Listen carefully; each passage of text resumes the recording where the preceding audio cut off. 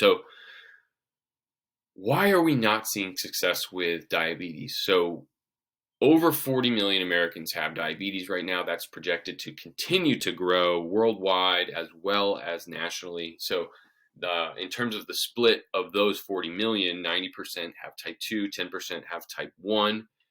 Technology continues to improve, which is excellent, right? We have tons of medications, blood glucose sensors now. CGMs are now Freestyle Libre, and the Dexcom G6 and G7 just came out. Those are all incredible things in terms of making sure that we as diabetics are very good at managing our conditions. Now, my first TikTok video that I ever made was addressing this very point, which is that technology continues to improve. And it basically was the birth of everything that has ever happened since. My TikTok channel, this podcast, my success, my continued success in healing diabetes. And that is that the technology is getting so good that I believe that it is getting a little too easy to have diabetes. And it really hit me that the companies that are tasked with managing diabetes are getting so good at it that having diabetes or not having diabetes doesn't seem to matter. And that has distracted us, the diabetics, from realizing what our true goal is. And our goal is to not have diabetes, right? The goal is not to have so many different toys and tools that it doesn't matter if we have diabetes. The goal is to not have diabetes at all. And we have lost sight of that. We either because of our belief that it was or was not possible, or our impatience in how the research was progressing, what have you. But I'm here to reignite the belief that there is a cure for diabetes, type 1 and type 2. And that, again, where we give our attention will grow. So we have been distracted by this incredible technology away from the fact that we should be spending more of our time healing diabetes as opposed to treating and managing. So, and on top of that, with the two points below that, even with this increasing technology as things begin and continue to improve, our results as a society in terms of our health are getting worse. We have never been more ill as a society than we are now. So, and that includes diabetes. Diabetes has turned into, kind of like a throwaway term of things that we don't know what to do with, right? First it was cancer, then it was heart disease, and now it's just like, yep, diabetic, just like everybody else. And we don't know what to do with it. We're not sure how to make it better. It all just kind of blends together as this kind of vicious cocktail of inevitable things. So we need to address this. So we need to figure out why we're not actually having success. So what is going on? We have all of these incredible resources going into researching. You think of, the American Diabetic Association, all of the money in pharmaceuticals, medical technologies, things like that. What's going on? So first things first, let's go ahead and look at where the money goes. Okay, so we need to understand the motives and the direction of those providing care, right? So I know if you're a diabetic, you've heard of the first two companies, maybe not the third.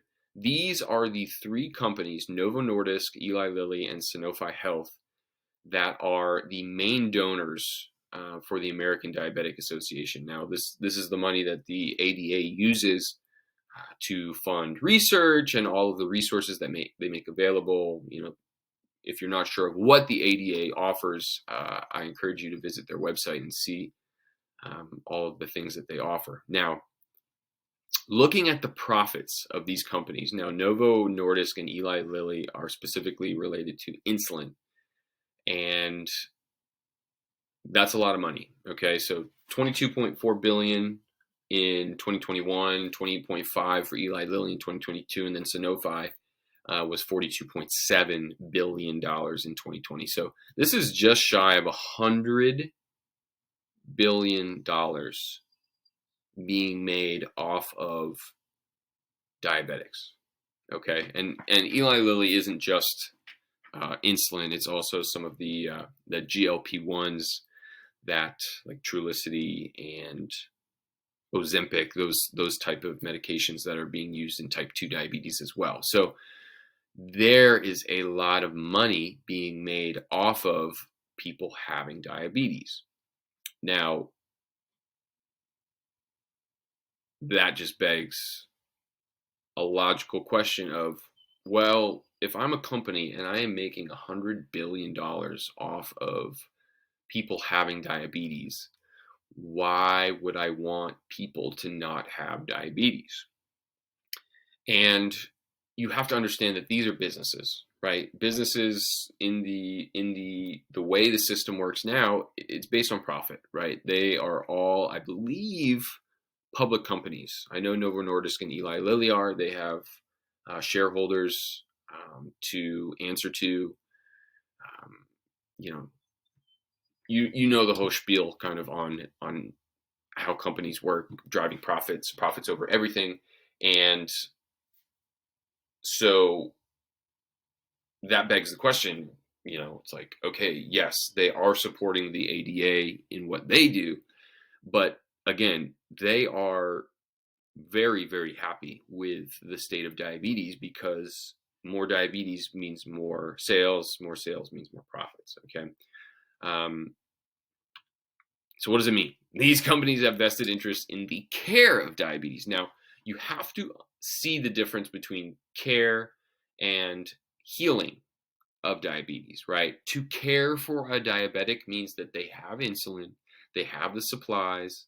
You know, information seems to have gone out the window.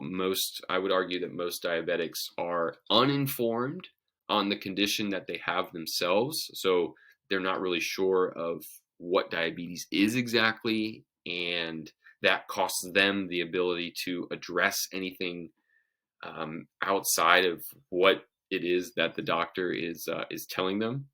And the time spent in the doctor's office is at an all-time low. So you may be going to the doctor a lot, but in terms of the time spent actually discussing your condition with the doctor continues to fall. And that is just a recipe for disaster, as we've seen. So these companies that are there for the care of diabetes, right? They don't actually want diabetes to go away, because if it did, so do they, and so do their profits, right? So you think of all of the companies now that are reliant on diabetes. The American Diabetes Association itself, if diabetes goes away, so does the ADA. Dexcom, Freestyle, MiniMed, T-Slim, Omnipod, all of these diabetic companies are diabetic companies. They need diabetes, right? So again, this and we'll talk more about this later, this isn't meant to inspire like hatred for these companies. Again, I am so grateful for everything these companies have done. They've made my life as a diabetic easier, right? Which in a sense, they've delivered on their promise, which is to improve the care of diabetes. We have kind of taken for granted that they were there to heal it, which I think we all know isn't necessarily so. So you got to follow the money, right? And understand the kind of unspoken agreement of what these companies are there for in the first place. So there are known profits in treatments, consultations, and guaranteed customers, right? So you think of all of the resources available to a diabetic. I mean, it's like a cash cow, because nobody with diabetes has just diabetes. And, we've kind of been living in this very liminal, in-between space of knowing something about diabetes to help improve the treatment, but not enough to actually like cross the threshold of actually doing something about it. And again, we're left kind of with our hands out, waiting for answers, and we just get more treatments and more means of managing and improved means of managing. So companies were not started with the intent to cure. That's just not what they're there for. We can't get mad at them for it. They're never, nobody in any of those places was like, yeah, we're here to get rid of it. Can't wait for it to be gone. They're like, we're here to help you live a better life as a diabetic, right? As opposed to, we don't want you to have diabetes anymore. Because for a diabetic company, people without diabetes aren't profitable. So where does that leave us as a diabetic collective? So we, the diabetics, in our implicit trust in the medical system to heal as opposed to treat, have been waiting with our hands held out. Like I said, we're waiting for answers. Like, where's the cure? How come you haven't found that? It's like, oh, they're not looking. That's not what they're there for. So in that time where we've kind of been like, oh, I thought you had it, and they're like, oh, you thought we had it? We don't have it. We've really we've become out of touch, and we've lost our ability to think critically about our condition in terms of education and actually learning about what it is. Understanding what it is going to make it a lot easier for us to address the parts of the condition. So again, we've just forfeited our ability to actually talk about it. So